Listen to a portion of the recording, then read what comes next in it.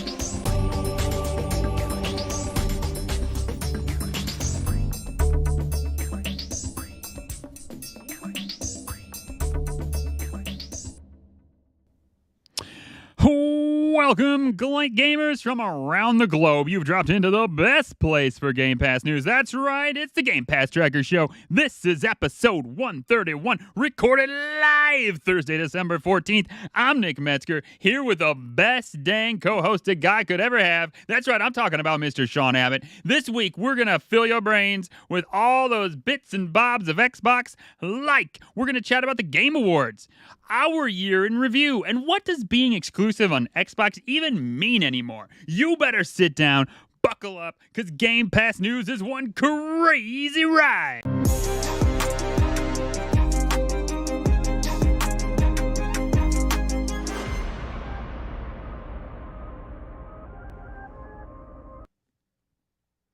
Oh, diddly doodly, everybody. How are you doing? Welcome to today's show, and I just want to welcome you all to your favorite Xbox Game Pass podcast, the Game Pass Tracker Show. You can find us on pretty much every social networking site out there. Everything is at Game Pass Tracker. If you have any thoughts, questions, don't hesitate to shoot us an email at show@gamepasstracker.com. That is show@gamepasstracker.com. If you're liking what you're hearing and you'd love to leave a review on your go-to podcast platform of platform of choice, that really helps us grow and reach more fans too. And we wouldn't be a Game Pass show without mentioning the big daddy itself, Xbox Game Pass. If you love Game Pass, you love our show, and you want to show your support, head to the link in the description and sign up to Game Pass within the next 24 hours from the xbox.com website. You'll not only be supporting us, the Game Pass Tracker family, and the Game Pass Tracker show, you'll also be signing up to the best game subscription going, Xbox Game Pass. So sign up to whatever level you desire, whether that be PC Game Pass Core or Game Pass Ultimate with all its perks and bits and pieces like that. Just play your own way by using the code in the chat and show notes. And you can help us continue to create the awesome content that we love to make for all you amazing fans. So without further ado, Nick, let's head into the Game Pass headlines.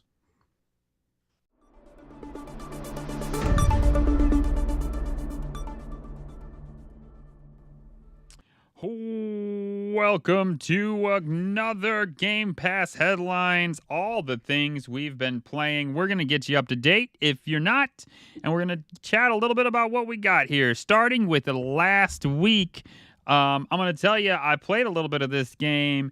It's the clone drone in the danger zone. That's right, a robot voxel slice 'em up where any part of your body can be sliced off with your mind downloaded into a robot gladiator. You must survive the sinister trials of the arena, fight up to 15 players in the last bot standing, team up for online co-op, or face down the robot emperor in story mode. What they don't tell you here, folks, is story mode is roguelike. I feel like that's an important part that they kind of leave out. But there you go. That dropped December 5th. Available everywhere on Xbox Game Pass. Yeah, and the next game that came out also Tuesday, December 5th, was While the Iron is Hot. Step into the boots of a journeyman blacksmith on a quest to become a master and restore a ruined village along the way. The crafty adventure game sends players to the mysterious island of Elion, where the world's finest artisans dwell. While you might forge a few weapons on your journey, this isn't the kind of game where you wield them. The island's troubles can also be solved with your wits and crafting moxie. I haven't played any of this yet. It is up there with what I want to do, but I think you said last time we spoke about this, it was as much as it was a crafty style game, the crafting element was like a mixture of mini games. Yeah. I mean, I have not played it yet. It's top down. It's a crafty game, but it's not. You're not fighting. You're trading. I don't know. It looks interesting, but it's one of those games that in a day of Game Pass where there's a ton of games like we're talking about, it got a little lost. So next, and actually I missed one on the list, Sean. I just realized this as I was looking down. So I will jump back. Same day. Just a game we missed. Rise of the Tomb Raider also came out December 5th. Also everywhere. Returning to Game Pass library, featuring epic high-octane action moments set in the most beautifully hostile environments on Earth. Rise of the Tomb Raider delivers a cinematic survival action adventure where you will join Lara Croft on her first tomb raiding Expedition. Yep, this is an amazing game. Do not sleep on it. Get it played before it disappears back off the catalog of games on Game Pass, because it really is. I was a lover of the original Tomb Raider series. The whole just kind of on rails puzzle kind of thing. This one brings a whole different element of stealth and crafting and collectibles uh, alongside like quick time events, which done really really well. It's a fantastically made game. So It looks great. It looks really good. it really is. And then the last game that came out on Tuesday, December 5th, was World War Z. Now, if you're a big fan of the film, which I am, the game boasts to have similar style, fast action gameplay, um, a heart-pounding co-op third-person shooter for up to 4 players, featuring swarms of zombies based on the Paramount Pictures film World War Z. Focuses on fast-paced gameplay while exploring new storylines from around the world. But yeah, I've watched people play this, and I've watched several TikTok videos and YouTube videos of this game, and it looks insane. So if you were a big fan of the film, go and give this game a try, because you will not be disappointed by all accounts. Nice. And next, finally, we're off of December 5th on to December 7th. Goat Simulator 3, also available everywhere. Pilgor's back. Gather your herd and venture forth into Goat Simulator 3, an all-new, totally realistic sandbox farmyard experience that puts you back in the hooves of no one's favorite female protagonist. And I hear you told me your kids are having a blast with this thing. Is that right? Yeah, I've enjoyed it, and I'll talk about that as we get into the dashboard section of the podcast. But yeah, my kids have absolutely, like, they were playing that this evening while I was out, and Lindsay was out too. They were being looked after by the eldest, and by all accounts, because when I turned the Xbox on, that's what they were doing. It was in split screen mode, couch co-op, and they just had a blast. Logan absolutely loves it. He's 6, and he soon got a grasp of the controls. So if you want a good sit down, like, couch co-op game just to play and laugh with the kids, up to, like, the eldest is 17, and she might have turned her nose a bit about it a little bit, but we played the original one together, and I can kind of see it in her eyes that she wants to play it too. So. Yeah, that's awesome. And then we move on to Friday, December 8th, Against the Storm, a dark fantasy city builder where you must rebuild civilization in the face of apocalyptic rains. As a queen's viceroy, lead humans, beavers, lizards, foxes, and harpies to reclaim the wilderness and secure a future for civilization's last survivors. December 8th. I don't have much to. I'm going to say December. I don't have much to say about it. I haven't seen anything of it. I haven't played it. It hasn't been on my radar to play. So, well, it's PC only, so you're out. Ah, there we go. That's probably why I haven't seen it. I'll try. Never mind. The one thing I do know, like it says, I think it said in there. No, it really doesn't. So the playthroughs can change each time. So, they say these are like replayable, but after a while, it's kind of all the same. But you can be on a map that only has certain resources. There's always a way to get the resources, but it may change. You might be able to mine for it, and the next map you play, maybe you can't mine for it. You have to trade for it instead. So there you go. That's the hook that I know of. That adds an interesting element. Yeah. So if that's done very well, then yeah, I'd be interested in that. Yeah, it could be really cool. And finally, we are on to this week. Last week was a banger, man. So many games. But this week is also pretty good. Tin Hearts Everywhere, Tuesday, December 12th. Embark on Lemmings-like puzzles to relive the emotional and heartbreaking story of a genius inventor, Albert Butterworth. Spanning across 4 distinctive acts with 50 puzzles masterfully woven throughout a grand Victorian home, steadily uncover a variety of whimsical inventions with unique abilities to provide a safe route of passage for a troop of tin soldiers to travel. I have played about a couple hours of this. I'll give a little bit more. I've enjoyed my time with it, but like I said, it hasn't been super long so far. So, but I'll talk about it more in the dashboard. Yep, it's currently installing alongside a massive Forza update and Far Cry 6. So it might be something I get to tomorrow morning. while I'm waiting for all the audio for you lovely people to churn back out and upload. Nice. So, and then the last game, December 14th, that's come out since we last made an episode, because we missed a week last week due to the Game Awards and the 4-hour stream that we did, is Far Cry 6. If you've played any of the Far Cry series, this kind of plays the same way. A bit of an updated graphics.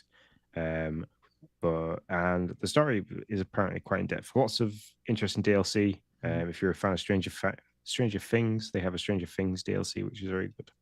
So, welcome to Yara, a tropical paradise frozen in time, as the dictator of Yara, Anton Castillo, is intent on restoring his nation to its former glory by any means necessary. With his son Diego following in his bloody footsteps, their oppressive rule has ignited a revolution. Play as Danny Yoras, a local Yarian, as you fight alongside a modern-day guerrilla revolution to liberate Yara in this open-world, first-person action adventure. So, like I said, if you've played any of the others, this sounds like it'll probably play the same way, with the same kind of, go and liberate areas, build up the propaganda, but build up the morale in that area, kind of thing, that kind of deal, and overthrow outposts and stuff like that. So, yeah, I'd like to try this one out. I think I'll get it downloaded tonight. When I'm not playing my cozy game, maybe I'll blow some shit up. Sounds like fun. Couldn't be any more polar opposites to the games that you play sometimes. I know. I put that on X. I was like, here's the two games I plan to play tomorrow: Palea. I don't know how you say it. And Far Cry 6. Although I never got to Far Cry 6. Didn't have any time. But hey, that's how it goes. That's how it rolls sometimes. So that's what's out for this week. And next week, we got a whole big goose egg. Nothing so far. Nothing's been announced so far. Sean, do you think we got any games left in the tank for 2023? No, I think they're going to be focusing now on the games that people have purchased as gifts for Christmas. So they're relying on that Christmas last minute purchases, people getting new consoles and then going through and signing up to Game Pass and downloading the digital games and stuff like that. I think they kind of want to have that gap, like a Christmas period gap. Could be wrong. We could get a complete surprise drop with some kind of ABK stuff. And I could be eating my own words, but yeah. You'd eat those words, wouldn't you? Happily. Oh, yeah, I would. Yeah, I would eat them, regurgitate them, eat them again. Because if we got something like, could you imagine Christmas, like leading up to Christmas, and we get Crash Team Racing to play? Like, you could play that with the kids because it's a really good spin-off of Mario Kart, or I'm trying to think of any other like Activision games that should be fun to play while the kids are off school. Like, any Crash Bandicoot stuff, really. Tony Hawk's, you'd get that franchise, that'd be cool. And then for the older adults, a back catalogue of Call of Duty games. You imagine that just before Christmas to kind of like wet your whistle for everything that's coming soon. Yep. I'm doing research on the fly, and I almost have an answer. Oh, Sean! December 15th, 2022 was the last game dropped on Game Pass last year. So, you know what? It lines up. I mean, it really lines up. December 14th is the last game dropped this year. I can tell you one thing. We went out with a bang this year because last year it was Rainbow Billy, the Curse of the Leviathan. So I'll take Far Cry 6. Not that that's not a great game. It was a fun indie game, but also 2 days before that was High on Life. So, you got that. So, and High on Life was a good game. That was an interesting it was real good. game. So yeah. I mean, if history plays out, you're probably spot on. You're probably not getting anything for the rest of this year.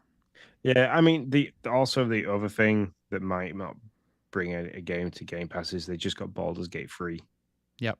So, yeah, they don't want to take shine away from that as they managed to acquire that on the to be played on the Xbox. So there's a Christmas drop for you, Baldur's Gate 3 on Game Pass. Would you play it? I would play it. Would I finish it? Probably not. But would I play it? Yeah, definitely, for sure. I mean, it's game of the year. It's a game of the year. I almost said contender. It's a game of the year.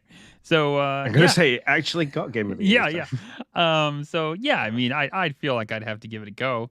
The only time I wouldn't give the game I of the mean, year a go if it was like a horror game, Resident Evil 8. yeah. And then I mean, we need to get something because it's a big gap. So we December 14th, Far Cry 6, nothing until February 2nd, 2024. So there's a huge gap to fill. Yeah. And Xbox have this really nice thing, and it's been like this ever since we started making podcasts. It did exactly the same when we were doing the Animal Crossing stuff. That we would make a podcast and we'd be like, oh yeah, there's nothing to talk about because there's no news, and then like we'd literally upload it, and within a couple of hours of it been uploading, or for us to have done the live stream when we started doing Game Pass news, something would come out and it'd be like, well, yeah, that's accurate for sure. All right, what's leaving, Sean? In a day, by the way. In a day, yeah. So you don't have long to play these. Everywhere you've got Chained Echoes, Potion Craft, the Alchemist Simulator, Rubber Bandits. That's leaving from cloud, console, and PC.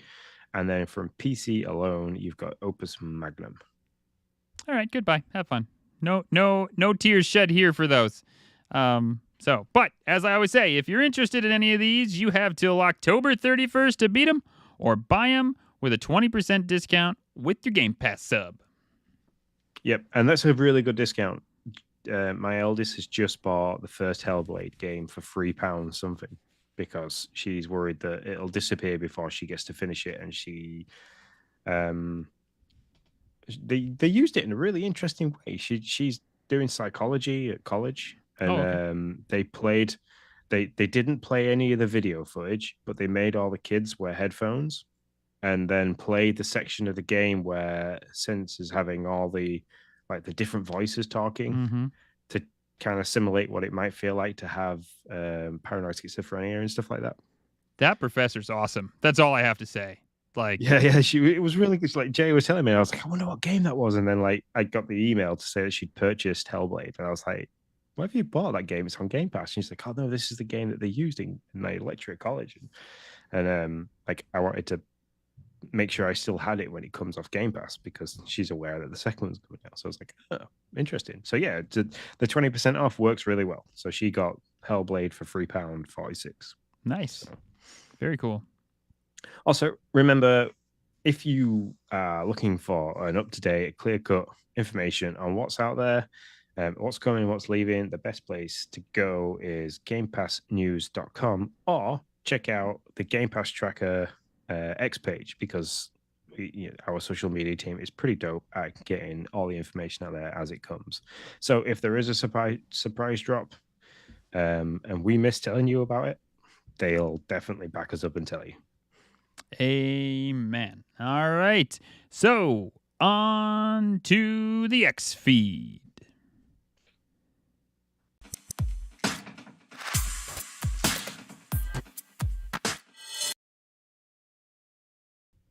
All right, I'm also folks. What were you saying? Sorry, I'm also noticing that I am getting really nasally, and my voice is starting to get deeper and deeper. So I'll apologize if by the end of this podcast I am like Barry White. Yeah, man, it's the thing now, Sean. Everybody does a year in review. Like, it's just like you can't freaking sneeze without me getting a new email of a year in review, either Xbox, Nintendo, Spotify. I think I got one for Twitch just recently. I mean, everybody's freaking giving me one of these things. Yeah, I got my year in review with Spotify. I'm just trying to find it now because it was unreal. Like, really, really unreal. I'm trying to see if I saved the images. I was like 84,000 minutes or something ridiculous like that. Jeez, oh Friday, 84,000 minutes. That's a lot of that. Yeah. Well, I mean, yes, that's obviously a lot of minutes. Anyways, so for your Xbox though, how many hours of Xbox did you play? Well, if you are looking at this as video on demand or a thumbnail anywhere, you will see that mine and Nick's year in reviews are part of the thumbnail for those things. And that was a really good stalling tactic until I could actually open up the picture that I saved. 400, 453 hours of gameplay. And you have to remember, in that 453 hours of gameplay with Xbox, I bought no games. Nice. Didn't purchase a single game. Or did I? Oh no, Hogwarts Legacy. But I didn't Hogwarts Legacy, but I did not play that for very long. So that's funny. Or did I? I thought it was like a trick question. What do you think? Yeah. So you beat me out. I'm at 325. I did buy a game, the same game that you just mentioned, Hogwarts Legacy, but that is a lot of my time. 74 hours I think I put into Hogwarts Legacy. So so I cannot say that it's all Game Pass. My game of the year, if you were to say the one that I played the most, was Forza Motorsport with 100 hours. Mm-hmm. But that was also your game of the year, right? Did you choose that as your game of the year? I can't remember. I did choose that as my game of the year. So, I chose it as my I chose Hogwarts as my game of the year. That's funny. I mean, I guess it makes sense. But yeah. So very. But yeah, the thing for this, the thing for this though is that if say my playtime of Hogwarts was only like 20 to 25 hours, if the rest of that time, so it's like 420 hours of video gaming time, was done solely through Game Pass, and I don't think that you don't need another advert to say how beneficial Game Pass is, because if you think in that 12-month period, £110 to get 450 hours worth of gameplay, you don't get that from buying 2 games. So. Yeah, no, you're totally right. I mean, yeah, that makes a lot of sense. These year in reviews probably are a little bit of advertisement for it and be like, oh yeah, I am. I mean, they're hoping that you're going to look at it and be like, oh wow, I did get my money's worth for that particular service. I definitely feel like I got my money's worth. Be like 250 hours for me in Game Pass. I don't think I played anything else. Any other non-Game Pass games other than Hogwarts Legacy. So, yeah. I love the fact as well that Phil Spencer has put his up as well, which I thought was interesting. Mm-hmm. 917 hours that guy played. How? Which, I mean, well, when you don't do well, what are you gonna say? That guy was all over the place this year. You're right. That's what it is. He's freaking on the plane so much. He's flying here, going to see some team, flying there. You're probably right. That's it. Yep. So plus somebody's driving his ass around. Come on. He ain't driving himself. Like, he's getting in a truck. He's getting a car somewhere probably. Somebody takes him to work. Plays a little xCloud. Steam Deck probably. Yeah. So 917 hours. 82 games, 82 different games he played in total, 382 achievements he popped. The game score increase of 6,856. So, he's had a good year. He has. and I love the fact that Xbox replied to his image with, "If work hard, play hard" was an image. It was really good. Yeah, it was spot on for sure. Yeah. Phil's had a good year. If you're an Xbox fan, you own an Xbox, you love playing Xbox, you had a damn good year. Like, you had games to choose from. You could play something. There's something out there for you. So we are all winners here for sure. So yep. So that's when I was talking to Lindsay. It's when I was talking to Lindsay about it last night, and I was like, 8.9% of my time for the entire year was taken up by playing just Xbox. She looked at me and she went, nearly 10% of your life for 2023 was just playing Xbox. I was like, oh yeah, pretty much. You're like, I'm striving for a solid 10% next year, honey, just so you know. I'm aiming for 1,000. I have a goal for 1,000 hours next year. You just want to beat Phil. That's what it is. Whatever Phil puts up, I want to beat it. Oh man, I'd love to play an online game with Phil. That'd be amazing. Yeah, that would be fun. All right, so that's our year in review. This is something that I put up there because I thought this was kind of interesting. So, Disney addresses Xbox exclusivity question for Indiana Jones and Marvel's Blade.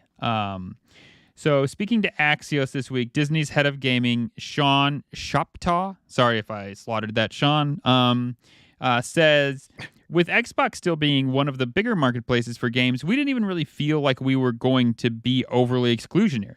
We felt like it's still going to reach a broad set of folks, and we felt financially and strategically for the game that just made sense at the time. So, as I was thinking, I was like, as they ink these streaming deals. And now, they're obviously, when you say games coming to Xbox, it's likely coming to PC too. And it's like, really, when you say a game is exclusive to Xbox, how exclusive even is that at this point? I put Sean to sleep with this damn question. He's like, I don't give a shit. I'm going to bed. See you later.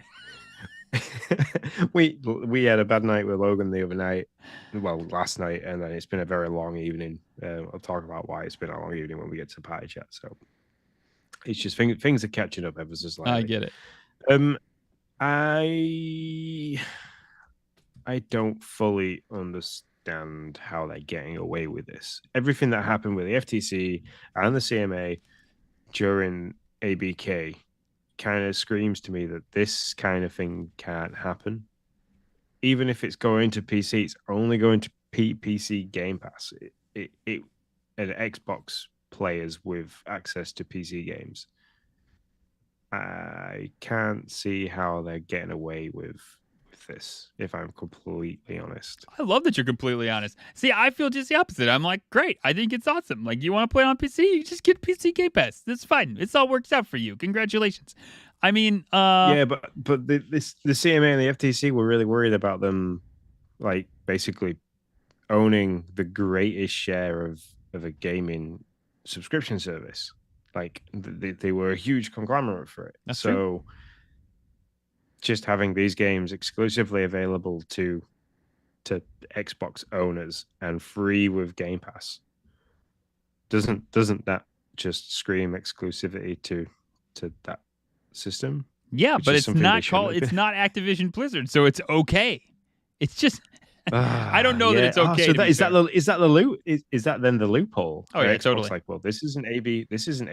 This is Bethesda. We already owned Bethesda. You didn't say we couldn't do that. I mean, what do they do? Do they take some of the people from the studio from ABK and work them into Bethesda a little bit and be like, well, we'll just come out as Bethesda? Like, it doesn't say Activision on the box. Screw you, FTC. It's true. They own the company, right? They can just take Call of Duty and make it a Bethesda game. And just shift some people and be like, it's not an ABK game. I don't know what you're talking about. You imagine the world would go absolutely nuts if I came. Hey, look, Bethesda. This year's Call of Duty has been worked on solely by Bethesda.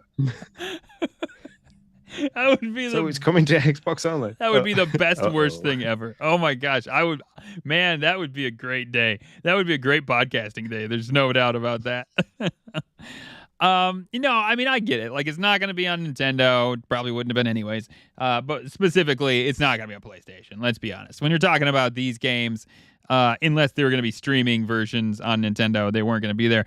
But they definitely could have been on PlayStation, obviously. And now they're not.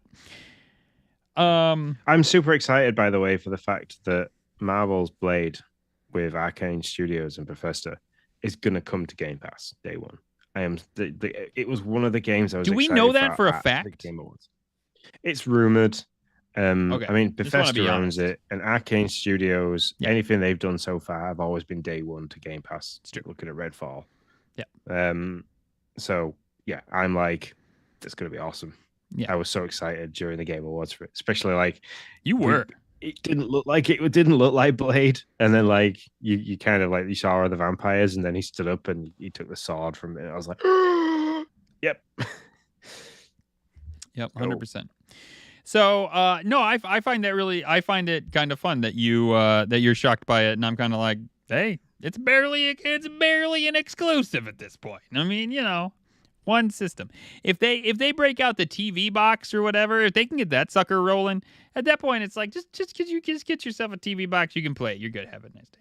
Don't worry about it. Simmer down, folk. It'll be okay. So there you go. So no, the answer is no. I already solved it for you. Starfield is working on new features, including, and these are much better than just eating. God bless the last update. City maps. Yes. Mod support. I don't really care, but I know a lot of people do. So there you go. All new ways of travel. Yes. So I am very excited about both of these. Why Starfield was the ever city released maps. without city maps, I have no idea. But Yeah, I mean, all I do to get around in Starfield is I just fast travel from one place to another in the cities because you can't. There's no like way of zooming into that. It's so hard, and it's actually a complaint. This guy I work with, I'm gonna just call him Lewis for now. I go mountain biking with him. Sure. I shared my Discord Nitro code with him for 3 months for Game Pass. Gave that to him so he could play Starfield. He's loving it at the moment. He loves it but hates it, but loves it more than he hates it. Well, I think was the actual conversation we had this evening. But city maps was one thing he was concerned about, and I can now get to tell him, or he probably won't listen to this, but I'll tell him next time I see him, which will be Christmas morning, so it might make his Christmas morning. That he can soon be getting city maps. He's also excited for mod support because he wants the make Sarah Morgan better mod, apparently. Yeah, I think it's cool.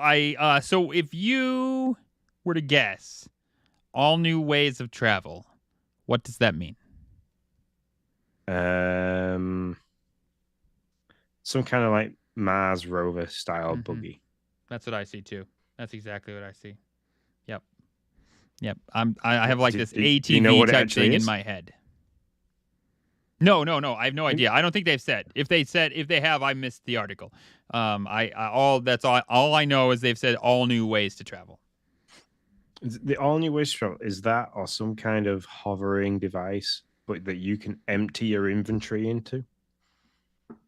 Well, that would be fantastic. So you don't have to be over. You could clear out an area and stick it all in there and then take that to the ship rather than trying to walk back to the ship slowly because you're overcome by weight. Yeah.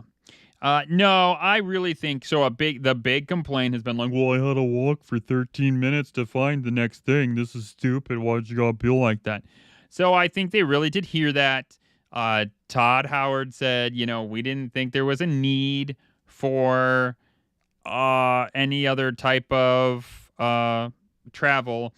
If I'm going to be completely honest, I do wonder with the way that you remember the big like blow up about how the screen had to load after so long. I do wonder if they purposefully kept vehicles out because they had to solve that screen load situation first, and they have figured out a way to get it to load in a correct manner or quick enough, and so now they're bringing in vehicles.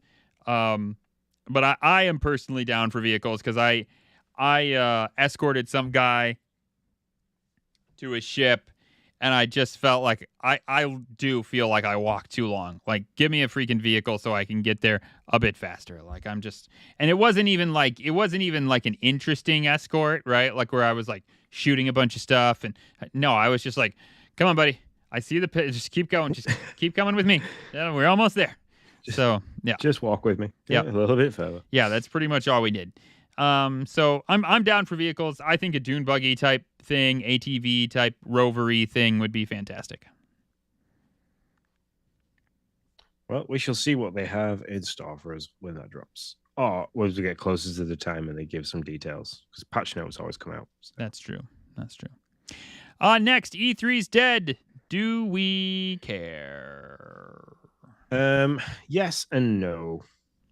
E3 was like the gaming Christmas for me. So that's for sure. It was one of the things where we got stuff that was coming out soon, stuff that was coming out later in the year, stuff that we didn't know anything about that was in production, and that includes all the big consoles, so Nintendo, Sony, PC, and stuff like that. So it was kind of like the mecca of gaming for me every year. So yeah, I care that E3's gone.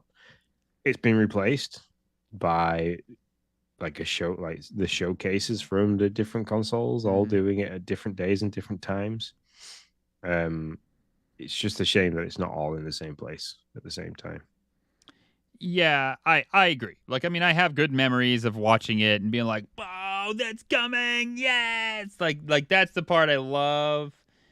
But also, that's not E3 anymore. E3 is like this, thing on the deathbed with hospice there, and they're like, next year it's gonna be back and better than ever, baby. And you're like, no, you're dying. You're almost dead. And so it's Well, probably good.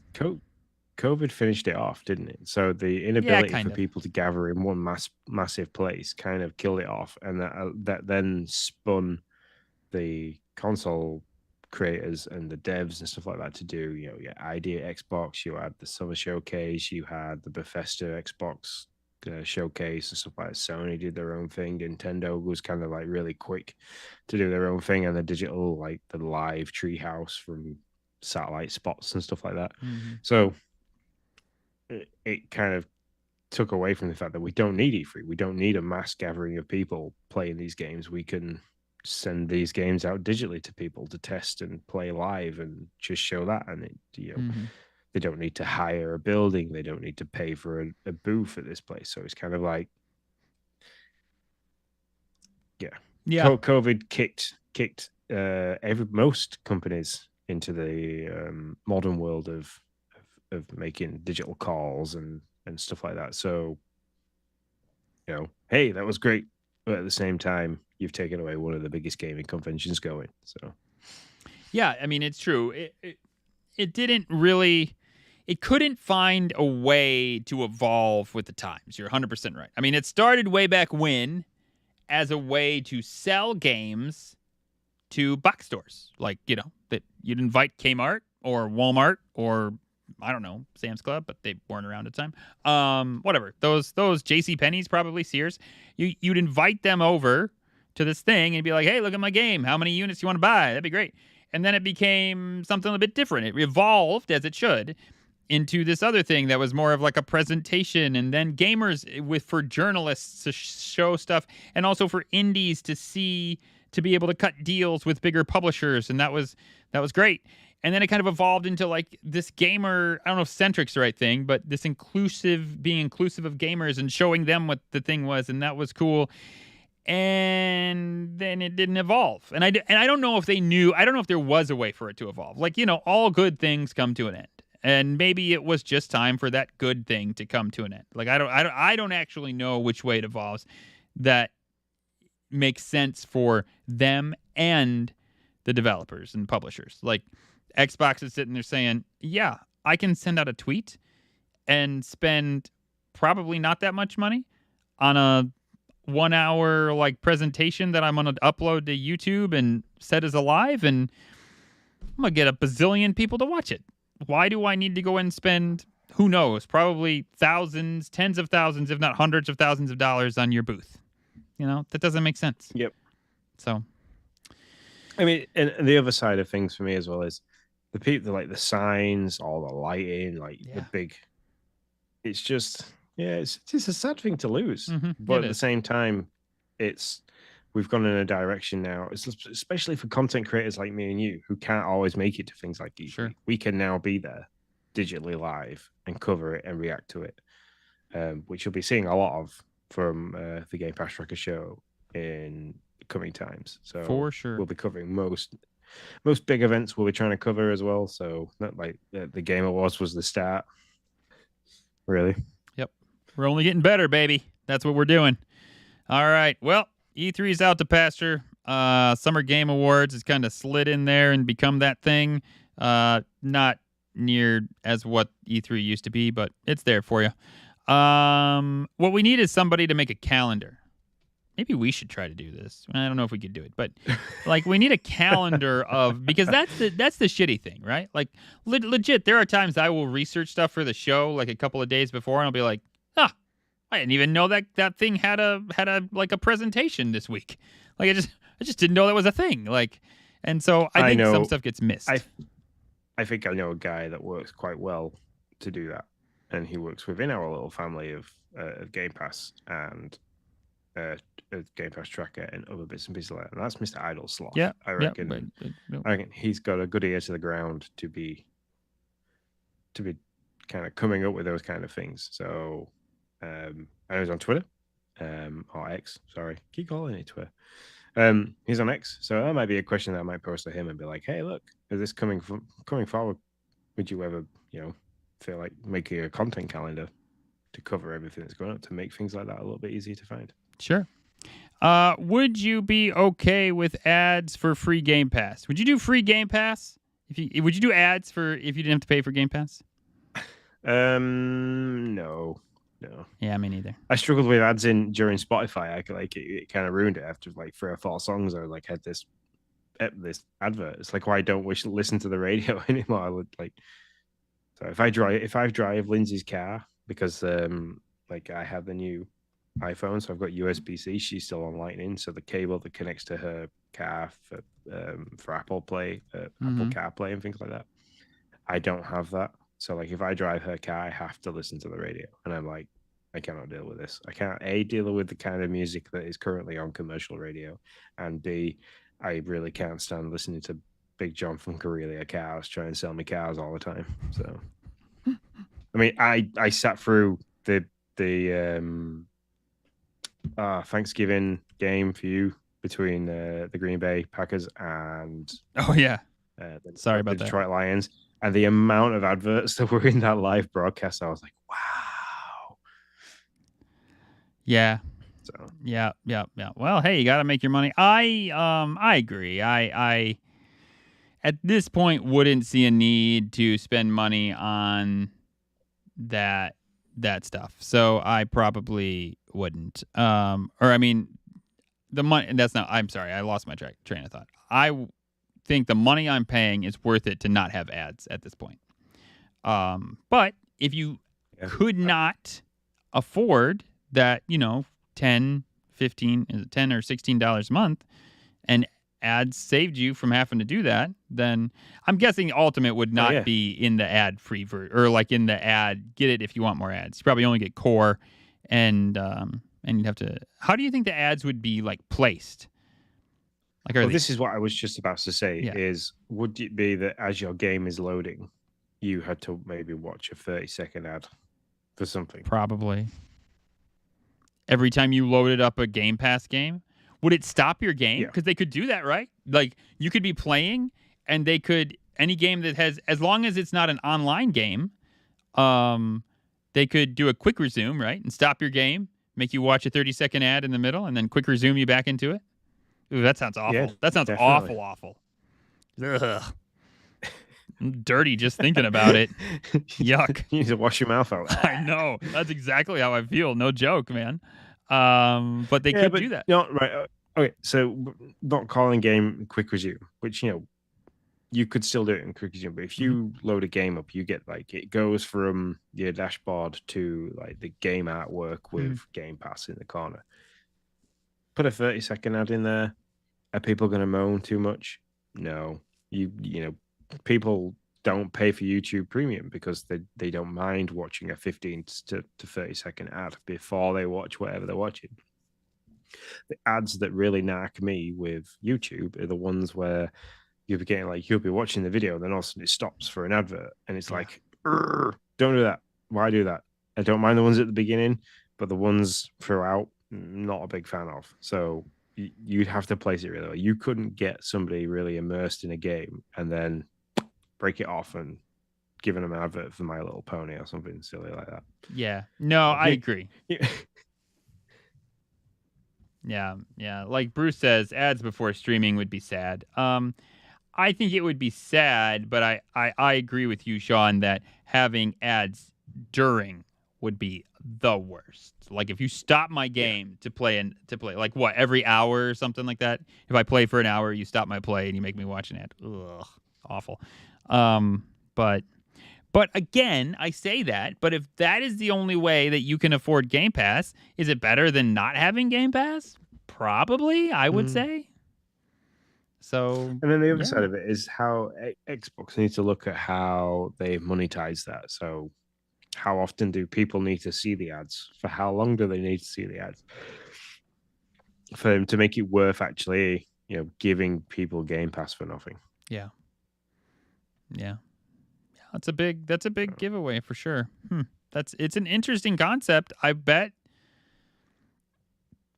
I Yeah, wonder if they make more and money. Bruce is hitting the nail on the head. I think it's okay to trial this, but I can't see the trial going very well. I can see subscription numbers dropping. So, like he says, he would leave Game Pass if it had ads. So Yeah, I would find it interesting to know what people would think. But again, you wouldn't really know what you'd think until you could get a real feel for what it looked like, right? Like we're just guessing.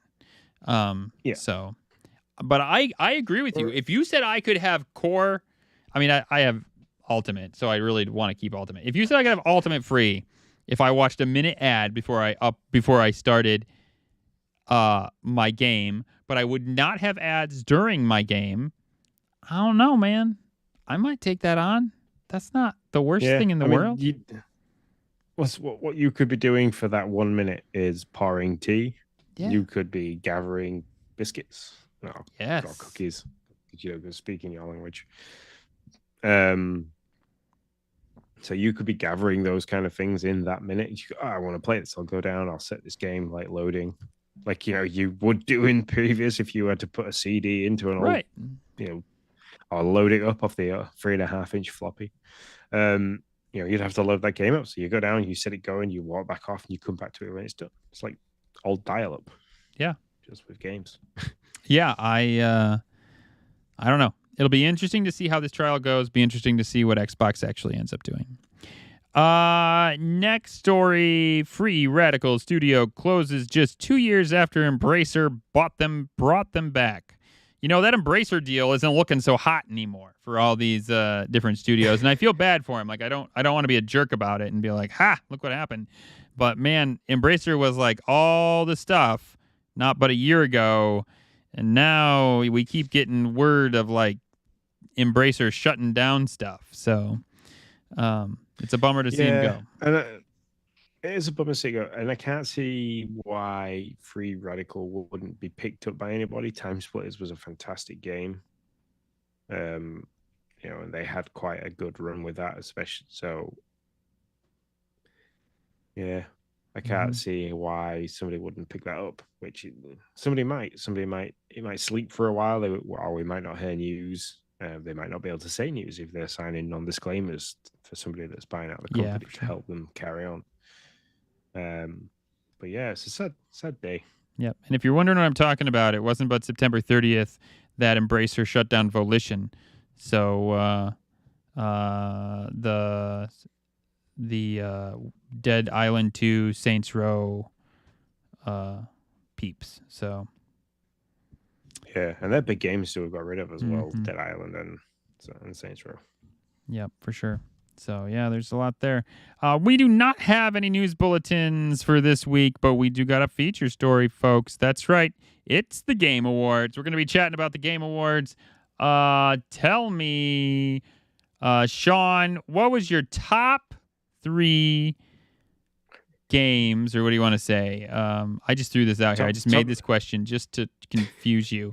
Your top 3 games from the Game Awards that was showing off, of course.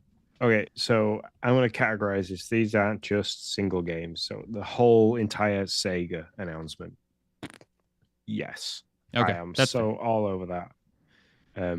Crazy Taxi, Golden Axe, Streets of Rage, Jet Set Radio, of course, because I absolutely love that game. So those 3 games, that selection of games being remastered and hopefully coming to Game Pass day one, just be amazing. Blade, for sure. Massive fan of all the films, but most predominantly the first film. Wesley Snipes was absolutely awesome in that. So the idea of being able to play the Daywalker and go slay vampires and things like that, and have that badass, kind of attitude in a game would be fantastic. And then the last one is Jurassic Park Survival. That did look kind of fun. Without a doubt. Going back to the first Jurassic Park film, and playing as somebody that was left behind, especially if you've got some form of character created, creation as well, so you can make them look like it's you that's been left behind on the island, and then have to go through a survival of hiding and hopefully foraging for food and supplies and stuff like that. So because we didn't get to see Ori a lot, but yeah, the whole kitchen scene was just amazing. I was that's they are my free. So the game isn't really my general cup of tea, but I'm very interested because it's Moon Studios. So I'm gonna go No Rest for the Wicked. I am I want to see what they're gonna do with that. I mean, Moon Studios did so good with Ori. I just think that something amazing is gonna come out of that. Um, this is the stupidest thing in the world, Sean, but really it's one of my most excited moments that wasn't like something we figured we'd see like Hellblade 2 or something like that. World of Goo 2. Really like if you wanted to be like the thing that would just like Sega's up there too, but I was trying to think of some other stuff that I knew you wouldn't or that you're not saying. So World of Goo was just like, man, that wasn't the first mobile game I played, but it was one of the first that I was just like, I just really liked it. So, yeah, I'm excited to see what World of Goo comes out. And this one again is because it does look awesome, but also Finji's usual June. So those are the three that are top of my list. Yeah, the thing with the Moon Studios and Finji's is I loved Ori and I loved Tunic. Yep. Like I could not sing their praises more than enough. They're big games to top, and I didn't fully get the feeling of that from what we saw. So I need to see more Yeah. and spend some time with it. So that's the only reason why those two didn't make it in. Because if you look back at the whole entire show for our reaction and stuff in the live show, I talked about looking like I'd enjoy those, but they haven't hit my top three because of that. So, it's a hard act to follow. Ori, both Will of the Wisps, and I can't remember the name of the other one. Ori, anyway. Yeah, it's not there. Blind Forest. Blind Forest? Yeah, that's the one. Yeah. I thought it was something Forest, but I couldn't. Mm-hmm. So they were huge Metroidvania games. Absolutely enjoyed those. And obviously Tunic was a fantastic, like, complete genre-breaking game. So there's a lot of work to do for them to be bringing me into like really, really loving them. So Yep. Now, my game that is not on here because I'm nervous that it's going to be pretty rough coming out is Light No Fire. But if there's a game that I am super pumped about, Light No Fire is it. That's the No Man's Sky people, real Earth kind of full open world, big mountains. I mean, it's that game that almost, as a gamer who's been around long enough, you just kind of. You're like, yeah, I've heard of these things before, and they're never quite what I appreciate what you're trying to do, but it's never quite there. And so, yeah, I want to see more. Was it? I think it was Sid Meier's Alpha. Was it Alpha Centauri? No. What? Maybe it was. What was there? Sid Meier had a game I thought that was like. You were going to colonize all these different like cosmos and galaxies, and it just ended up not being what they thought it was going to be. I can't think of it. Somebody out there knows what it is. I mean, I'm just looking through the list of these things. Untitled Goose Game developers bring in a game called The Big Walk. I can't wait to see more about that. Yeah, that's again, it is something I want to see. And then Outlast, the creators of Outlast bring in the Outlast Trials, coming March 2024. That game looks scary as hell in the trailers. So yeah, there was lots. There was absolutely lots. Xbox did well to walk away with the awards that they walked away with. So, Yeah. Forza Motorsport getting innovation accessibility. You got Hi-Fi Rush, getting, I've just seen it, best audio design. What was it? The other one. Oh, I made a list of these and now I'm struggling to go through my own list.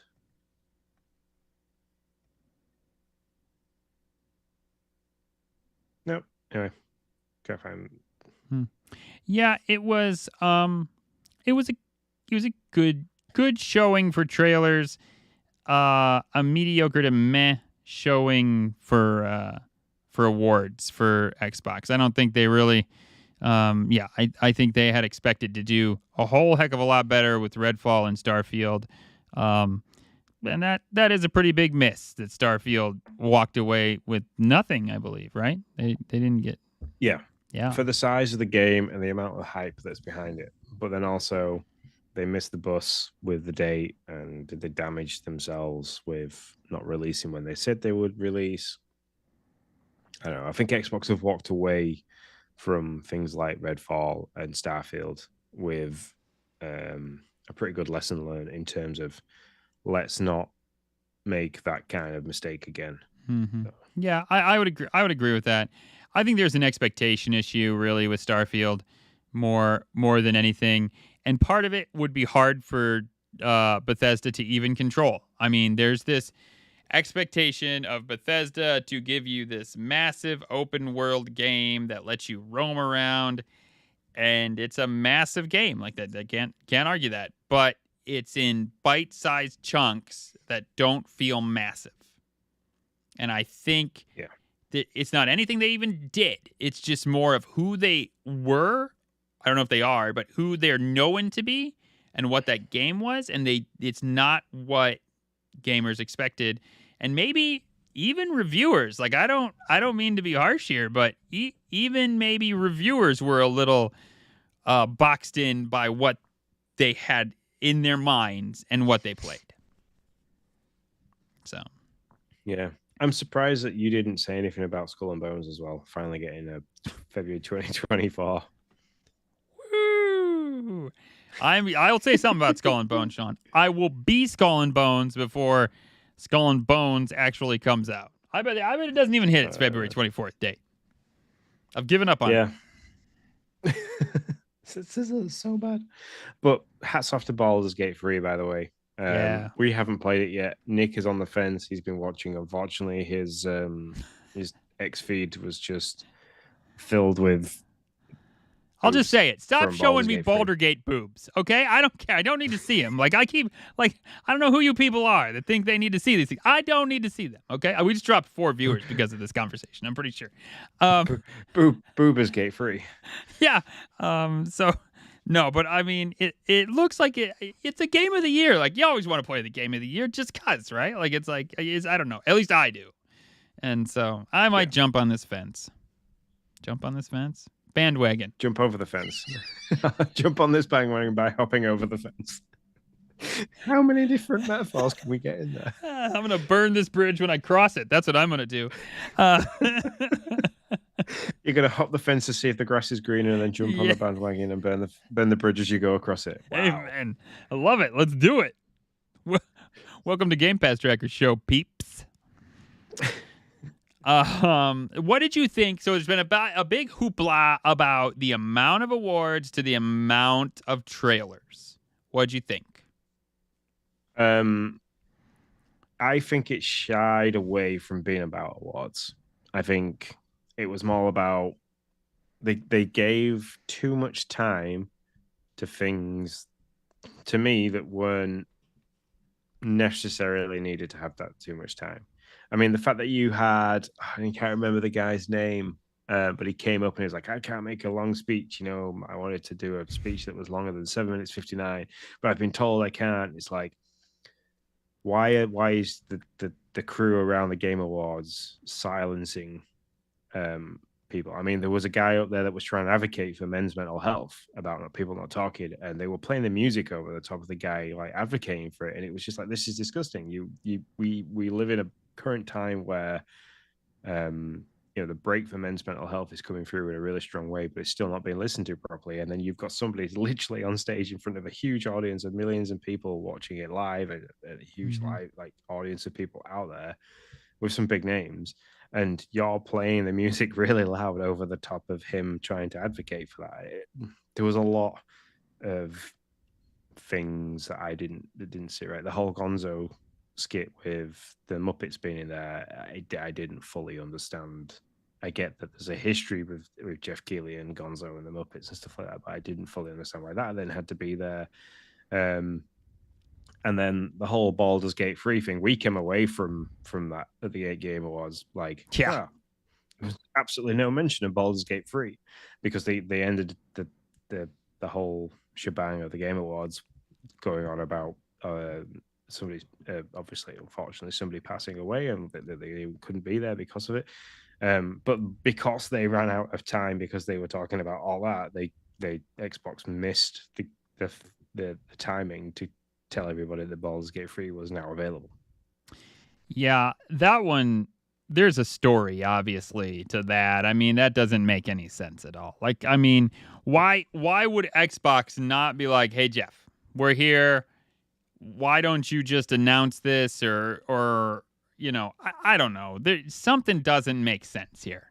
There was a missed opportunity, to say the least, and I don't know who it's on, but who missed that opportunity. If it was set up and Jeff's crew missed it, or if Xbox missed it, or if it was the Baldur's Gate crew that was supposed to announce it. And I mean, certainly, if it shouldn't, to be fair, it shouldn't be on the Baldur's Gate crew. So if that was the case, it shouldn't be on them. Like, this is their time to celebrate their achievement. Like, it shouldn't be on them to be like, also, right now, for $9.99, you can get that new thing and blah, blah, blah, blah. No, that's not what they're there for. So that shouldn't be their shtick. That should be either Jeff, who is, trying to put a spotlight on the industry, but also sell games and also make money with ads and stuff. So that should be on him or Xbox. I mean, yeah. But something got missed, no doubt. Yeah, it could have been, the timing wise, it could have been handled better. Rather than just making it a 4-hour thing, push to a 5-hour thing, give people the time to say thank you for it and stuff like that, and rather than rushing them through. Don't have big names like you had Matthew McConaughey come out, and like he was given the freedom and the time to talk and describe things in depth about what he was doing and stuff like that. It's like, that's fine. You've got a great actor, a big name in Hollywood on there because he's doing a big part of the game, which I didn't quite understand which part he was voicing in the game. I know, so right? I was expecting to see more of the like of his voice, but I fail to see why you could give a big Hollywood star more time than the actual developer of the game, who've just won this award and are really outstanding for being there. You've chosen their game, and they haven't got the time to stand there and say thank you for it. And it was just a bit weird. It was like, I didn't want to say anything while we were watching it because obviously you don't want to spark. We didn't want to spark a huge discussion while we were watching it and overshadow the fact. Then us talk over the games and stuff like that. But yeah, I came away from that thinking, things could have been done differently. Yeah, I agree. Now, to be fair, Jeff did come out with a post from X. I think it was a day or two after, that said, "Hey, I also think they didn't have the time that they should have had." So I'm sure there will be some changes made next year. But it's difficult because he is doing a Game Awards, but to put on this big presentation, he needs money. He's obviously running a business. He's trying to make some money for himself. So how many people would show up if it was just a bunch of awards handed out? I wouldn't be there. Yeah. And that's the thing. Like, and if there's not near the eyes on the thing, then he's not making as much money. He can't do as much. He can't bring the glitz and the glamour and the where he's going to be. So he's in a tough spot. You can, I heard a bunch of people saying, "Hey, this should be, all these world premieres should be at the end." And well, yeah, that'd be great. It'd be great if commercials were always at the end of a show, but there's a reason they're not there, because then nobody'd stick around for him. Nobody'd see him. That doesn't make any sense. So, that's not going to be how it works. They might need to ratio that out a little bit. I cut all the world premieres out of the Game Awards for a video I did for YouTube. You can search Game Pass Tracker. I think it's just the Game Pass Tracker. Game Pass Tracker on YouTube if you want to just watch the world premieres. It was an hour and 26 minutes. So it took up an hour and 26 minutes of a 3 hour and 30-minute show. Is that what it was, I think? Yeah. Yeah. So, I don't know. That's a lot of world premieres, but that's a lot of other stuff too. Yeah, 50-50. Mm-hmm. Nearly. An hour and a half. Yeah. Half the time was spent watching world premieres and half the time was spent watching orchestra, people saying thank you. Yeah. And Sidney Williams talking stuff. Mm-hmm. Yeah, and there was three longer songs too that probably took up 12, 15 minutes. So yeah. Anything else on the Game Awards? No. I would like to have seen more awards given in terms of people coming up rather than just lists of names on the screen. So. Yep. Especially for the esports world and content creation and stuff like that, having those people come up and actually put a face to the name would have been nice. It's funny how many content creators there are, right? Like we're in the gig, we're doing this, we're a very small corner of the content creator world. But for now, yeah, that's right. For now, before you know it, our name's going to be on there, Jeff. So watch out. But like there's all these people, and I'm like, I think I know one of them. It's just fun. It's just interesting. So kudos to all of them. I mean, heck, even getting nominated is huge. Going forwards, I think esports. I think you've got like the face of like David Beckham currently helping out in esports and racing sim sports and stuff like that. So I have a feeling that esports might come away from the Game Awards and go more towards their own kind of. That would make sense, really. Which would be nice, and I would watch that. I like watching a couple of esport tournaments and stuff like that. I do catch up on that on YouTube, especially the racing ones. I really enjoy those. So having an award ceremony for those would be quite interesting. Yeah, I could see that. Anything else before we go to the dashboard, sir? Oh, let's go talk about some games we have been playing. Dashboard it is.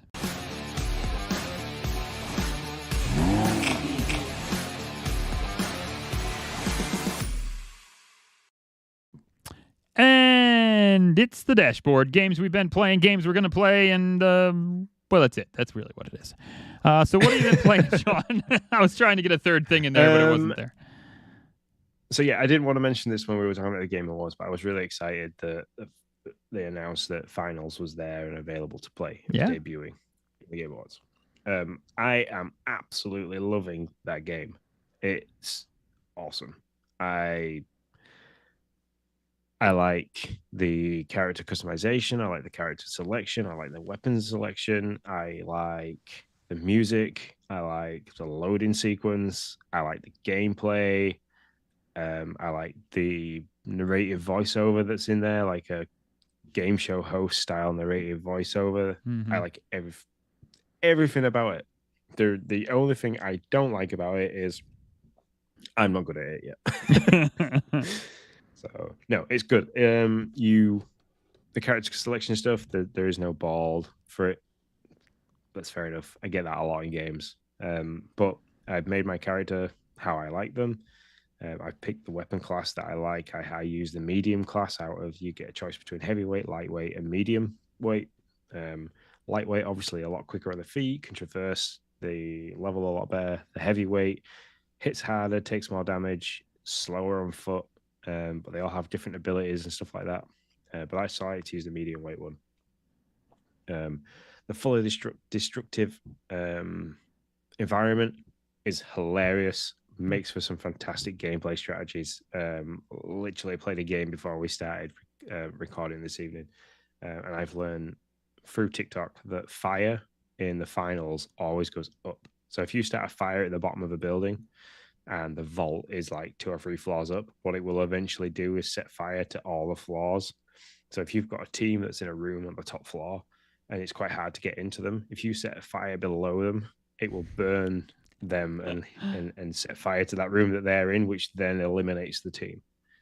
So it just all makes for some really crazy like tactics. And if you work together as well with a team, you can launch a goo container in, or somebody throws a goo grenade in, and it goos the room up. The goo you can then set fire to the goo if somebody's got an incendiary grenade and stuff like that. It just it adds a lot of different like elements to it. And the fact that there's no blood and stuff like that is nice as well. So like people pop in, like when you're shooting them and you get the hit marker thing, like coins pop out of them.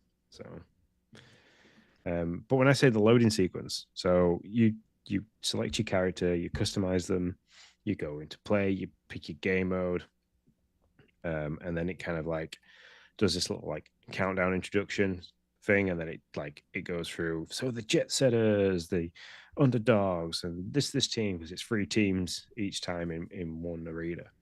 It kind of goes from doing that to then watching your team run through this screen, and then boom, you're straight into the game, and it's like, wow, there was like I have no loading screen. It was just that's awesome. 3, 2, 1. Like awesome hype up, like commentary kind of introduction, and then boom, straight into game. It's like, wow, they've done that really, really well. So hats off to them. It's a great game. Go and try it if you like fast-paced first-person shooters with an element of like traversing rooftops and blowing everything up. Great game. You finding matches pretty quick, getting into games pretty easy? Yep, within the only issue I've got is with quick resume. So like if you use quick resume, you might have to dashboard the game to go back into it. But that's something that we've experienced before with quick resume and free to play games. Online games are like that. Yeah. So that's the other thing. But that doesn't take long either. It doesn't take long to get into the game from loading it up from fresh. So cool. Very good. The other game that I've been playing is Goat Simulator 3. I enjoyed the first one. So I fired this one up. I love how it starts. It's got there's so many Easter eggs in this game. It's unreal. And the game starts like Skyrim. You're in the back of this farmer's truck, or you're in this trailer which is attached to his tractor. He's talking away, and you can look around, and it literally says, "Oh, hi, you're awake. You're finally awake," just like Skyrim. That's hilarious. I was like, "This is hilarious." And you sat there with like loads of other goats. It makes lots of references to the first game about like how like you did loads of different crazy stuff. You even ended up in space, things like that. And then as you're going around and playing different things, there's just nods to all different kinds of games. Like at one point, you can launch a nuclear bomb from a watchtower into the middle of this village, and then you go up and explode it. And because you've done that, you then get a vault jacket from Fallout. And every time you then go near it, it goes to like the grayscale of Fallout and stuff like that. So there's just lots of stuff to do in it. The kids are absolutely loving it. Logan is in his hysterics when he's playing it. He likes to be the shark, and he just literally, as he's playing it, he's sat there going, nom, nom, nom, nom, nom. Chases things around. He's loving it. So, and so is Emily. Emily liked the first one a lot. She's finding it hilarious. And she's more focused now on the tasks. So she's more task focused. So like if something pops up that you're nearby it and it'll say, do this, she will do it and figure it out. So, and they can all do their own thing, right? Like Logan can goof off and she can do the tasks. Yep. Cool. So you can be completely opposite ends of the map. You don't really interfere with each other, or you can be right next to each other and stuff like that. It's up to 4-player split screen, 4-player online multiplayer. Cool. It's good fun. If you liked the first one and you like that whole ragdoll kind of messing around sort of thing, you'll definitely enjoy this one. And I'm glad it's finally come to Game Pass, because it hadn't for a while. So. Nice. And then the last thing I've been playing isn't Xbox related. It's Nintendo related. The Mario Kart 8, the final expansion bundle, have arrived, and so I've been playing that just kind of handheld when I haven't had time to the PC. Gotcha. Well, for me, I have been plugging away on Minecraft with the kiddos. We're getting a little, I'm not gonna lie, I think we're hitting, even I am starting to hit my wall of Minecraft. I'm realizing exactly how difficult it is to get like to the end with finding the eyes and doing the stuff, and I'm just kind of like, I don't know. And I haven't found the blaze, and I've been digging all around the nether trying to find this blaze. I got to find this castle, and I'm like, oh, I too am kind of finding I'm finding my limit of Minecraft, I think. Loving the game, having a good time with it, but the idea of finding the end seems just like too much work at this point. I'll probably come back to it. I might come back to it at some point. But anyway, so that's my Minecraft journey at the point. I did tell you that I found the nether. I found obsidian finally, right? Yeah, you did. You sent me the picture. Okay, yeah. I think I told the podcast people that too. I found obsidian. We got into the nether. We made it that far, but man, now it seems like a real slog. SteamWorld Build. So this game really evolves into a real-time strategy game. I'm not going to lie. I was a little blown away. I mean, you're kind of running your guys around. The first level of the mine seems real easy, and because it is real easy, you're just kind of digging away. You're like, okay, I get this. This is pretty simple. The city builder side of it is fun. It is fun, but it's not deep city build strategy. Like, I mean, it's just like, keep your levels right. If you're running out of this, then build more of that, and it just okay.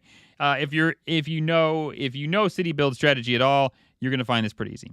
But then when you start adding this to the keep track of the city build strategy with the make sure you have the stuff in the mine strategy, with the strategy of making sure you're digging in the right places in the mine, with the fact that now I'm fighting these things in the next level of the mine, all of a sudden you got yourself a real game. Like, you got yourself a real game, and you're enjoying it, and you're trying to flip back and forth to make sure the town's doing the thing they're supposed to do, make sure the resources are coming from the mine, make sure you're not being attacked too much from the baddies. And it's like, okay, you're just kind of going back and forth, and it's just verticality of this game and making sure that all the things are ticking the boxes. And so all of a sudden you realize exactly why the city building strategy is not too in depth, because if it was, there'd be no way you could handle that plus all these other aspects of the game. So it's really taken on a life of its own. I haven't played it in a while, but it's a fun game. So it kind of melds city building strategy, or building strategy with real-time strategy, and it's a good mix of genres. Coral Island, the next thing I've been playing. Y'all know I'm on this journey with Coral Island as well. They had another update. The museum is now open. You can play it. Also, I crash about twice every 30 minutes, so I am not playing Coral Island anymore until the next update, which hopefully fix some of these crashes. So there you go. Man, the game that it could have been. You're heavy into that as well. Like, you're in the Discord, you're hitting up the developers on X. So not gonna lie, I'm no longer in the Discord. This last one really got me. It really did. Like, I was waiting for this update, hoping it would fix a bunch of problems. And as I think I told Sean, it did fix the museum. Either the updates are causing new problems, or the further you get in the game, the more problems start to arise. Not sure which one it is. But like, I used to be able to play 3 or 4 days without a crash. I can now not play a day without a crash. And there is no way to save except to get to the end of a day. So that makes my game very frustrating, to say the least. But I do want to say, I don't want to shit all over these developers. Stairway Games is doing hard work to get this game where it needs to be. I know they are. They're being very transparent on their Discord. They're telling everybody exactly what's going on, what they're working on, why they're working on it. So I do appreciate all the stuff they're doing to make that game not only playable, but great, because it's got the potential to be absolutely great. Next and last out this week, Tin Hearts. Played Tin Hearts. This is, they call it a Lemmings-like. I can see that. I would call it an environmental puzzler. You got these little tin soldiers. They only go in one direction. They go in that direction until they hit a block that you place. Then they go in a different direction. You have to get them to unlock these blueprints, and then ultimately get them into the door, which sets them free. And as you start getting further into the game, once you set them free, you start unlocking story beat of Albert Butterworth, the inventor, and it's kind of touching. You get to see him with his daughter. So if you're a parent or a dad, it kind of gives you some feels. Not gonna lie. And it's an interesting concept. I've played through about 5 puzzles. I was telling Sean initially it was like, these are easy, no big deal. But then I played the full tutorial. You do have the opportunity to play just like a 5-minute tutorial, but I played the full, what they say, 20-minute tutorial. So by the time I got to the 5th one, all of a sudden I'm sending them. Now not only am I placing these blocks on pegs, predetermined pegs, now I can place these blocks wherever I want. And so all of a sudden things start to get a little bit more free range. You start to feel like you're really doing your own thing and trying to find your own solution to these programs or to these problems. So it was good. Those are the 4 games I've been playing. I got Far Cry on deck. I'm playing a Nintendo game called Palia, which I don't want to say I'm absolutely loving, but so far is turning out pretty good. Might be my Coral Island substitute. And that's it. And I'm gonna meditate on getting Baldur's Gate. I didn't even mean for that to rhyme, but howbeit it did. What about you, Sean? What's on deck?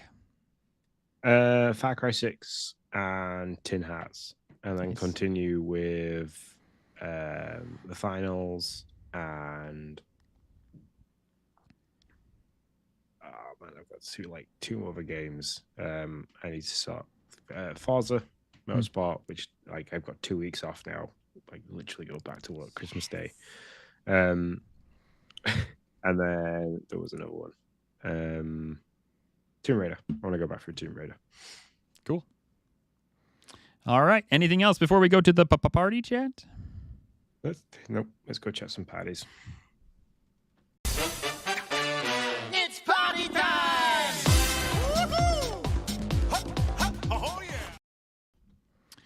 And we are in the party chat, the time where we chat with you guys and you guys chat with us, and there's just a lot of chatting going on.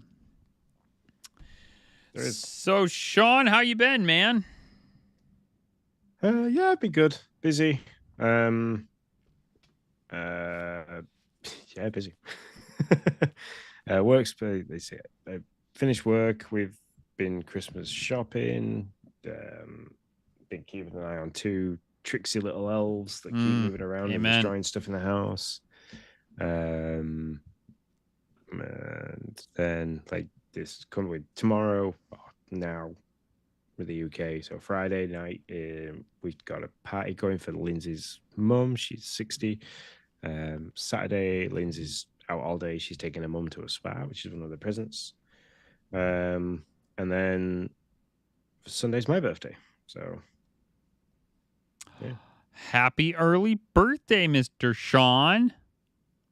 Yes. What are you doing for your birthday? Well, we're going out for a meal. So this last few days has been very food orientated. Brazilian steakhouse tonight, smokehouse barbecue tomorrow night, and then some bistro-y style pub grub Sunday. So yeah, that's awfully sounds so good. Oh my gosh. Oh, and then it's Christmas. We're on the wind down to Christmas. So it's only the 14th. We'll chat Christmas traditions next week. Yep. Yeah. Christmas traditions and gifts to buy the avid Xbox player. It's a good idea. Yeah, we'll chat about gifts. Meant to do that this week. Forgot. My bad. Yeah, well that sounds fun. Yeah, the gifts. We have a matrix of gifts. We're going through the stuff. We're trying to make sure we get everybody's final shindig done. Man, it's tough. It's I'm buying for my kids, but now I'm also my grandmother, who's 89, bless her heart, absolutely an amazing woman. She was like, "Listen, honey, here's my budget. I don't understand. I don't know what your kids want. I don't know what you want. If you could just buy some stuff for them and wrap it for me, that would be great." So I'm just like, I love you, Grandma. I will do that for you. But it's now I'm buying for my family for me, and I'm buying for my family for B, and what we call my grandmother. And so it's ooh, so much stuff. But she's a wonderful woman. and she's fantastic. And so yeah, there's just a lot of stuff, a lot of buying, a lot of events, a lot of programs. We went to Candlelight, Carols by Candlelight last weekend. We got a cantata we're going to.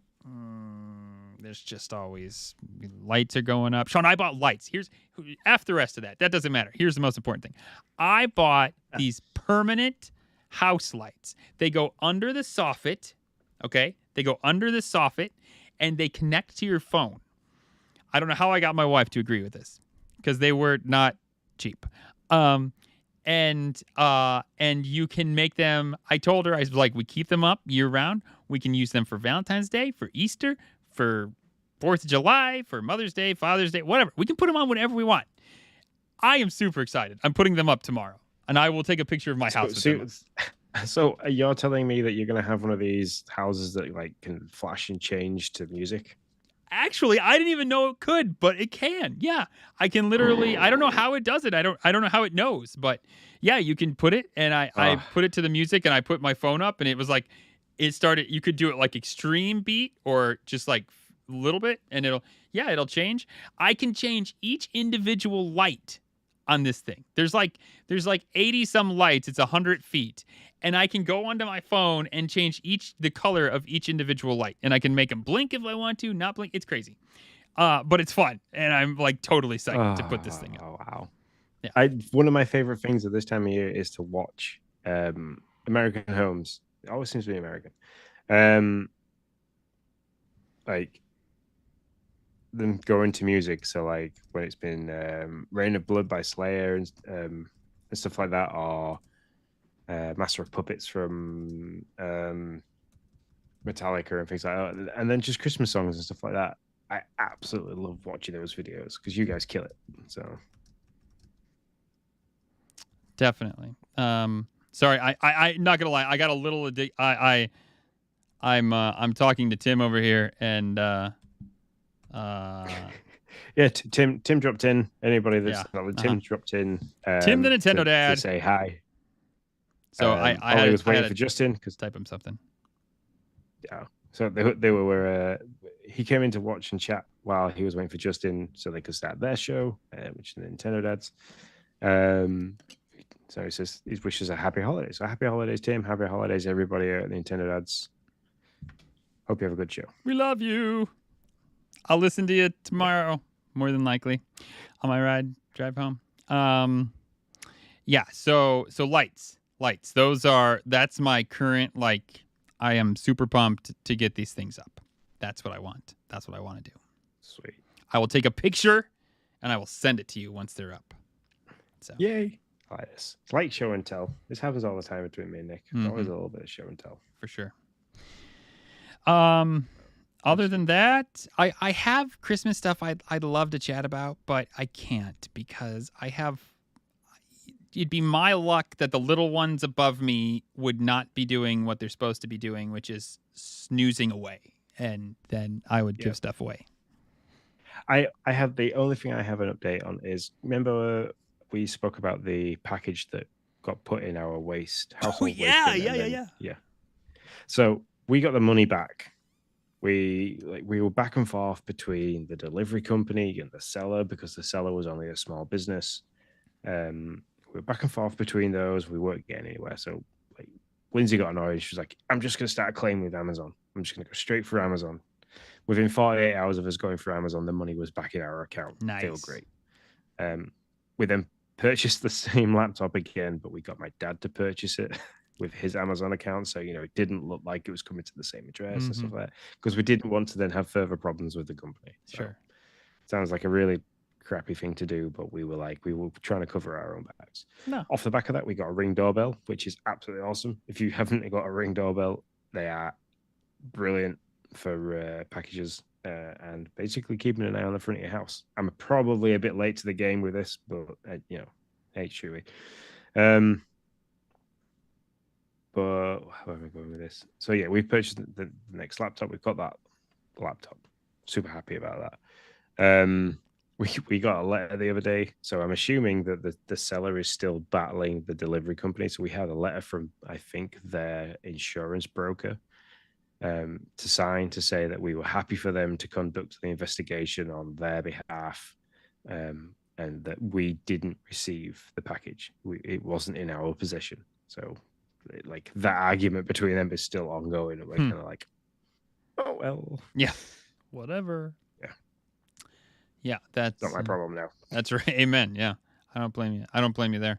I do not have a Ring doorbell yet. We've been talking about getting one for a plethora of reasons. I have a friend who has like 17 cameras. That's an exaggeration. It's more like 5. But he has like 5 cameras up at his place, and he's like, "You should really have a camera." Blah, blah, blah. I'm like, I don't know, whatever, man. So so I might. We've been thinking about getting one. The thing that always put me off was because, like, we have the front of our house, we have a short drive, which is enough to park one car on, and then it's like you're straight to a footpath. So I kind of put it off for ages because I thought it's going to constantly go off and tell me that somebody's walking in front of the house. It does go off quite often to tell me that somebody's walking in front of the house, but that tends to be for the next door neighbor's kid who walks across all the drives and the paths to walk to their own house. But freaking kids. But yeah, the app is really cool. The Ring app is really cool. You can set motion zones and stuff like that, and you can set it for packages. So like if a like somebody from the post office comes and like they're posting something, it recognizes that they have a package and it alerts you to a package being around and stuff. Just a really cool piece of tech, which I wish I'd have got ages ago. Sure. That's cool. Yeah. Now I'm wondering if I should get one. Also makes for really funny family videos. So like Jaya came home from college the other day, and like the cat was there, so she picked the cat up and then she made the cat wave. You sent me that. That was good. That was good. This is my last story, and then I'm done. I got nothing left. I told you this already, Sean, but I feel like I need to share it with the listeners. Today I went to the gas station and I paid for gas. I know that's not that big of a deal. But I went to get a pop, and I was just walking down the aisle, one of those things, and they got me, right? I'm walking down the aisle, I look at the thing, and I'm like, beef stick, man, that sounds good. It's just sitting there in its little, boxy thing. So I grab it out, and then I go and get a pop, and I'm, walking, and I'm behind this guy. I don't know, he's got a problem or something, and so he's just, taking a lot of time. And so I'm sitting there with my Coke Zero and my beef stick, and I'm like, I wonder, I'm sitting here thinking about my life choices. And so I'm like, I wonder how many calories are in this beef stick. So I flip it over. I'm looking at it, and I'm like, well, I've never known a beef stick to not give you, calories or nutrients or, what's in it. And so then I flip it over to the other side, and I'm just looking at it. It looks like a beef stick. One, it's the long tubular kind and you just pull this a Slim Jim. Yeah, exactly. You just pull the two sides apart, and that's exactly what it looks like. And so I flip it over, but it's there's nothing there. It doesn't really say. And then down at the bottom, in very small print, is a paw print that says, "From us to your dogs, a dog treat for your pooch," or something like that. And I'm like, oh shit, I'm about to eat a dog treat, like a dog Slim Jim, and so I just there's a shelf of just totally not where I got it from, but I'm totally appalled at what about happened, and so I'm I just put it on the shelf I almost ate dog jerky. I don't even really know, what to say about this. So I did it, but it almost happened. The thing is, if it wasn't for the guy that was in front of you that was having yes an issue, you'd have purchased that. You'd have got in the car and I wonder how far into it you'd have got before you realized. My wife said you wouldn't even have noticed, and she's probably not wrong. She's probably not. I probably would have just ate that whole thing and been like, "That's a weird cheese stick, but it's not the worst I've ever had. I could totally see this." So what's going to happen when we get off this podcast, everybody? Is Nick's going to go lick his balls and go to bed? Man, you got to sign off. That's it. It doesn't get you can't top that, and probably don't want to. No, not at all. So anyway, thank you very much, folks, for listening. As always, everything is at Game Pass Tracker. That's across all the social sites. If you want to email us, you can do that. show@gamepasstracker.com. Don't forget, next week you can join us Tuesday evening, similar time to this evening, for the next podcast. It'll be episode 132. And like I said, we're going to talk about Christmas editions, what you can buy the Avid Xbox game player for Christmas, plus a whole host of all different kind of news, and hopefully some great news about games that have come out. So until next time, everybody, we shall see you later. See you later, guys.